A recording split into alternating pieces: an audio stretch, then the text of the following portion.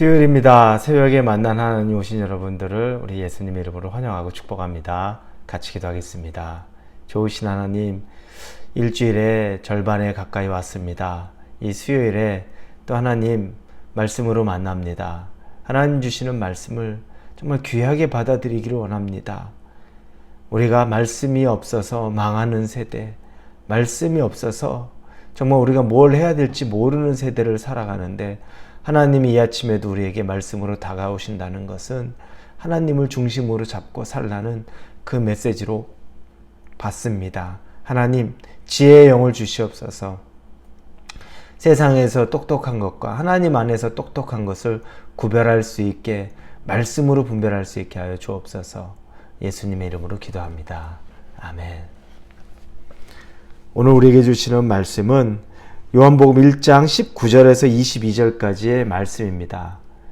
요한복음 1장 19절에서 22절입니다. 우리 같이 요한복음 1장 19절부터 같이 읽겠습니다. 유대인들이 예루살렘에서 제사장들과 레위인들을 요한에게 보내어 내가 누구냐 물을 때 요한의 증언이 이러하니라. 요한이 드러내어 말하고 숨기지 아니하 하니 드러내어 하는 말이 나는 그리스도가 아니라 한데, 또 묻되 그러면 누구냐 네가 엘리야냐 이르되 나는 아니라. 또 묻되 내가 그 선지자냐 대답하되 아니라. 또 말하되 누구냐 우리를 보낸 이들에게 대답하게 하라. 너는 내게 대하여 무엇이라 하느냐. 아멘. 오늘 본문에서는 세례 요한이 이제 등장을 합니다. 예수님께서 말씀이 육신이 되어서 오셨고 참 빛으로 오신 예수님에 대해서 우리가 지난주까지 보았는데, 오늘 세례 요한이 등장합니다. 세례 요한과 또 사도 요한은 다르죠. 이 요한복음을 쓴 사람은 사도 요한이지만 지금 언급하고 있는 이 요한은 세례 요한입니다. 우리 침례교에서는 침례 요한이라고 말하죠.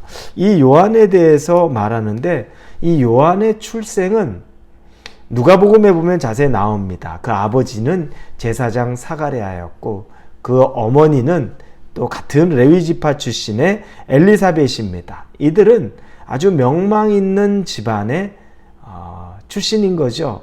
제사장 가문의 출신, 여기서 태어난 것이 바로 요한입니다. 이 침례 요한, 세례 요한, 우리가 말하는 이 세례 요한, 침례 요한은 하나님이 이 땅에서 태어나게 하실 때 쉽게 이 땅에서 태어나진 않았어요. 그 어머니가 아주 늦은 나이에 이 요한을 배웠고, 그리고 또 이 요한이 태어날 수 있었습니다. 누가복음 1장 80절에 보면 이렇게 쓰여 있습니다. 아이가 자라며 심령이 강하여지고 이스라엘에게 나타나는 날까지 빈들에 있으니라. 이 아이가 강해지고 심령이 강해지고 또 담대해진다고, 그리고 이스라엘에게 나타날 때까지 빈들에 있다고 말합니다. 요한은 광야에서 생활을 했습니다. 광야에서 성장을 한 거죠. 마태복음 3장 4절에 보면 또 이렇게 쓰여 있습니다. 요한은 낙타 털옷을 입고 허리에 가죽띠를 띠고 음식은 메뚜기와 석청이었더라. 요한이 광야에서 살 때에는 정말 자연 그대로의 삶을 삽니다. 일반적인 사람들이 살아가고 먹고 입고 하는 것이 아니라 광야에서 최적화된 최소한의 음식과 최소한의 옷, 이런 걸로 살아갑니다.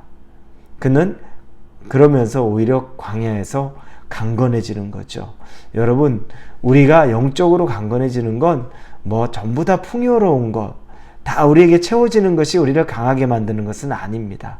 때로는 오히려 그것과 멀어지면서 하나님이 주시는 메뚜기와 석청을 먹고 하나님이 입혀주시는 그 낙타 털옷, 그 한 벌을 입고 있으면서도 하나님을 바라볼 때, 광야에서 오직 하나님만 바라볼 때 우리가 영적으로 더 강건해지고 더 예민해지고 더 선명해지는 것, 우리 요한을 보면서 생각됩니다.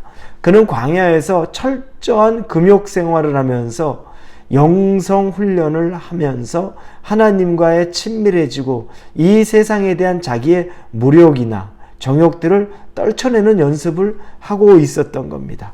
그리고 그는 때가 되자 외치기 시작합니다. 회개하라. 천국이 가까이 왔느니라 라고 그는 광야에서 외치기 시작합니다. 그는 강한 사람입니다. 그가 광야에서 외치고 그리고 그가 물 세례를 주기 시작할 때 그의 영적인 파워가 얼마나 강했는지 심지어 바리새인과 사두개인도 그에게 찾아옵니다. 그때 이 요한은 주저하지 않고 그들을 향해서 외치죠. 독사의 자식들아, 누가 너희를 가르쳐 임박한 진노를 피하라 하더냐. 독사의 자식들아 라고 말하며 바리새인과 이 사두개인들을 아주 철저하게 그들의 범죄했던 모습들, 위선적인 모습들, 이런 모습들에 대해서 질책하죠. 두려워하지 않습니다. 세상 사람들은, 이스라엘 사람들은 사두개인이나 바리새인들을 두려워하죠.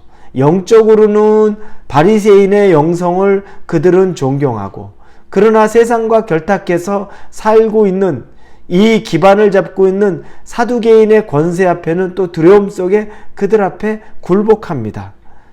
그런데 요한은 이 두 세력 다 바리새인의 영적인 위선을 꾸짖고 사두개인의 세상의 무력에 대한 것들에 대해서도 꾸짖습니다. 누구도 두려워하지 않습니다. 왜냐하면 이 요한이 두려워하는 건 오직 하나님 한 분이었기 때문에 그렇습니다. 우리에게 오늘 가르쳐주는 바가 많습니다. 우리는 이 세상을 두려워하고 삽니다. 눈치 보는 것도 너무 많고 이 세상을 우리가 기대고 살고 있기 때문에 해야 될 소리, 행해야 될 일들 못하고 대부분 삽니다. 그렇게 하면 피해를 보고 손해를 보고 그렇게 하면 우리가 더 힘들다고 생각을 하는 겁니다. 정치 지도자들의 올바르지 않은 모습, 종교를 이용하는 모습 속에서도 아무 말하지 못합니다.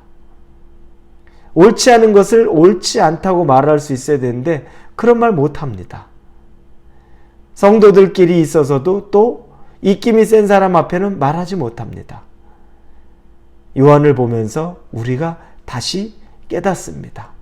두려워할 분은 하나님 한 분밖에 없고, 그리고 하나님만 두려워하면 그때 오히려 우리는 담대함을 얻습니다. 요한은 그 연습을 광야에서 했던 겁니다.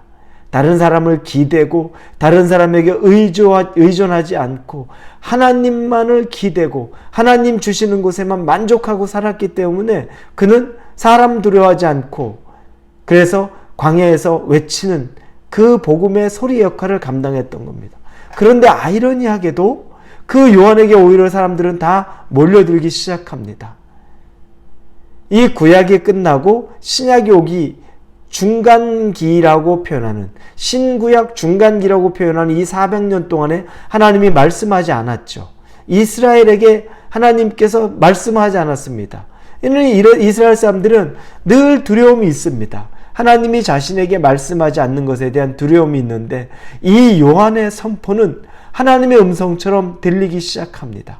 그래서 그들이 광야로 와서 그 음성을 듣기 시작하는 겁니다. 여러분, 영적인 권위는 바로 여기서 얻어지는 거죠. 정말 하나님의 음성을 대언할 줄 알면 그때 하나님의 역사를 우리는 경험하게 되는 겁니다. 사랑하는 우리 홀리웨이브 성도 여러분, 저와 여러분은 이 세대의 요한과 같은, 이 침례 요한, 세례 요한이라고 말하는 이 요한과 같은 사람이 되기를 원합니다. 하나님만 바라보고 살면 그 힘을 얻을 수 있습니다. 다른 사람의 눈치를 보지 않을 수 있습니다.